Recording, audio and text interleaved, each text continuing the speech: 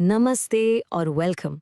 चलिए आज एक बहुत ही इंटरेस्टिंग जर्नी पर चलते हैं 20th सेंचुरी के लिटरेरी मूवमेंट्स की दुनिया में। अब देखिए, ये सिर्फ अलग अलग तरह से कहानियां लिखने के स्टाइल्स नहीं थे। नहीं, ये तो उस वक्त की बदलती हुई दुनिया, नए नए आइडियाज और इंसानी सोच में जो एक रेवोल्यूशन आ रहा था ना, उसको समझने का एक आईना थे। तो तैयार हो जाइए, हम इसमें गहराई से उतरने वाले हैं। तो इस सफर की शुरुआत होती है इन 3 सिंपल से शब्दों से। मेक इट न्यू, यानी कुछ नया बनाओ। ये एक कॉल टू एक्शन था जो फेमस पोएट एजरा पाउंड ने दिया था।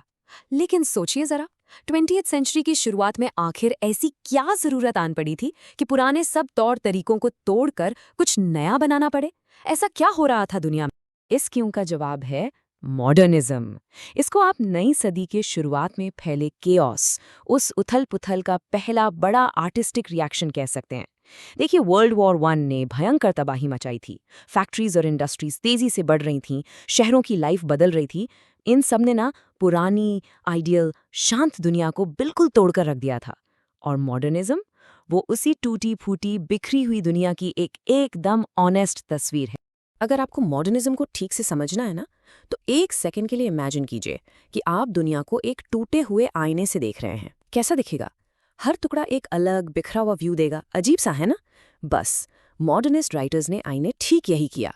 उन्हें लगा कि पुराने स्ट्रक्चर्स जैसे कि रिलीजन, गवर्नमेंट, सोसाइटी, इन सब पर से लोगों का भरोसा टूट चुका था। और इसी टूटे हुए विश्वास को, इसी निराशा को उन्होंने अपने आर्ट में, अपने राइटिंग में उतार दिया।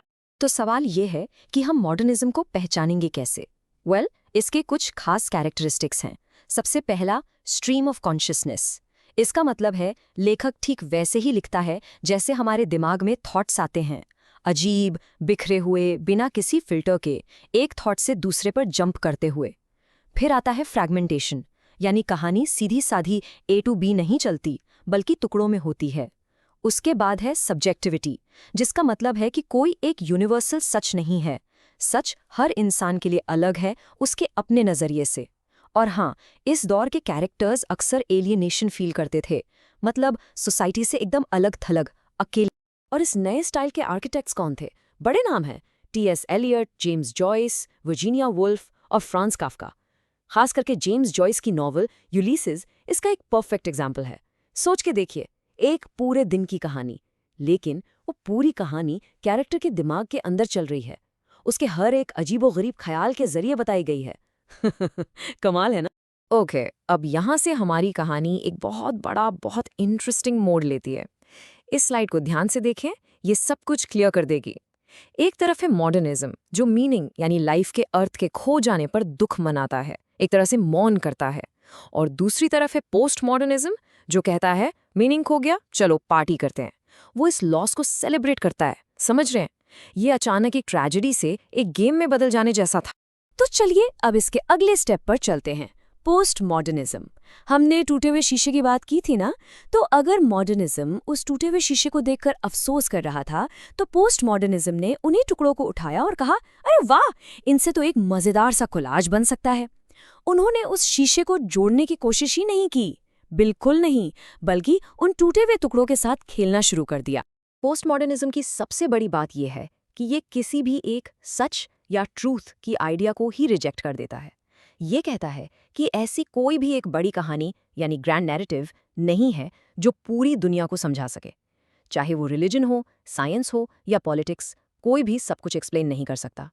इसीलिए इस दौर के राइटर्स ने आयरनी का यानी व्यंग्य का और एक प्लेफुल, खेल खेल वाले अंदाज का बहुत इस्तेमाल किया। और इसके कैरेक्टरिस्टिक्स तो और भी ज्यादा मजेदार हैं। एक है मेटाफिक्शन। ये तब होता है जब किताब खुद आपको याद दिलाती है कि हे, तुम एक किताब पढ़ रहे हो, जैसे फिल्म में कैरेक्टर कैमरा में देखकर आपसे बातें करने लगे। फिर है पास्टिश, जिसमें अलग अलग स्टाइल्स को मिक्स एंड मैच करके एक नया कॉकटेल बना दिया जाता है। इंटरटेक्सचुअलिटी का मतलब है कि हर कहानी दूसरी कहानियों से बातें करती है।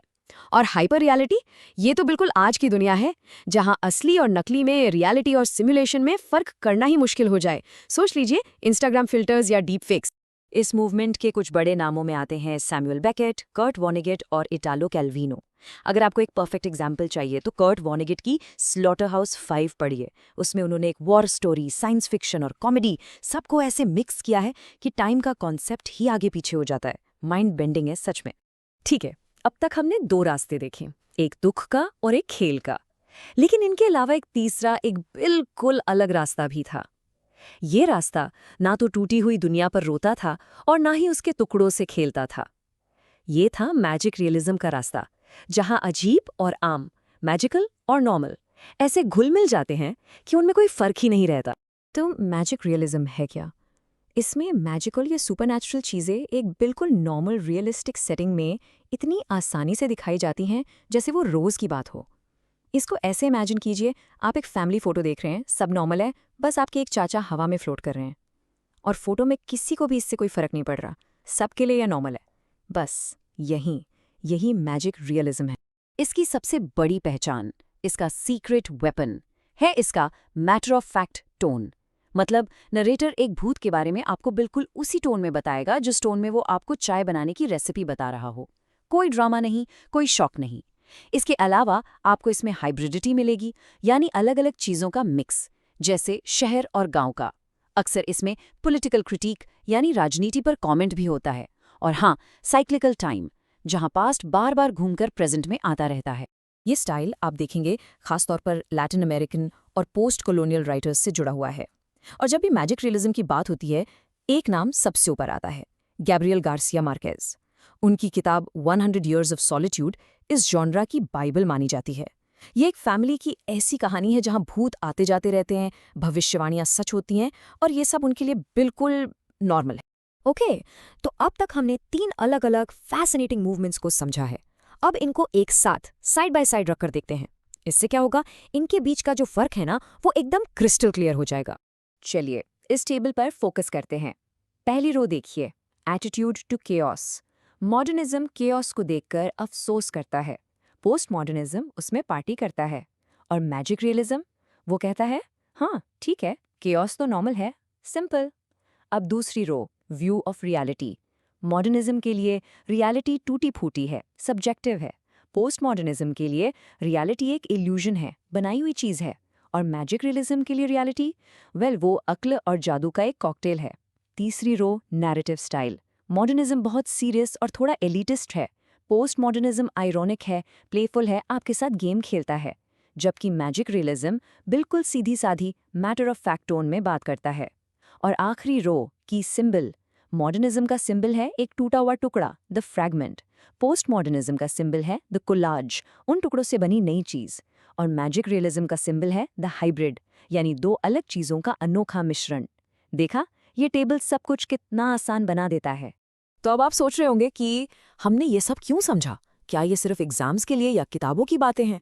जी बिल्कुल नहीं। इन मूवमेंट्स को सिर्फ हिस्ट्री मत समझिए, ये एक टूल किट है। ऐसे ज़रूरी टूल्स हैं जिनके ज़रिए आप आज की दुनिया को, अपने आसपास की लाइफ को बेहतर तरीके से रीड कर सकते हैं। सच कहूँ तो ये सिर्फ लिटरेरी टर्म्स हैं ही नहीं, ये एक नया चश्मा है, एक नया लेंस है, जिसे लगाकर आप आर्ट, फिल्म और अपने आसपास की इस कॉम्प्लेक्स दुनिया को एक अलग ही नज़र से देख सकते हैं।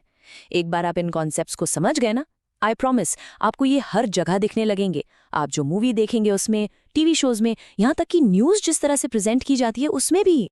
और अब मैं आपके लिए एक सवाल छोड़कर जा रहा हूँ। आज की दुनिया, जहाँ AI हैं, मीम्स हैं, वर्चुअल रियलिटी है, इस दुनिया में अगला बड़ा लिटरेरी मूवमेंट क्या होगा? कैसा दिखेगा वो किन चीज़ों के बारे में बात करेगा? इस पर ज़रूर सोचना।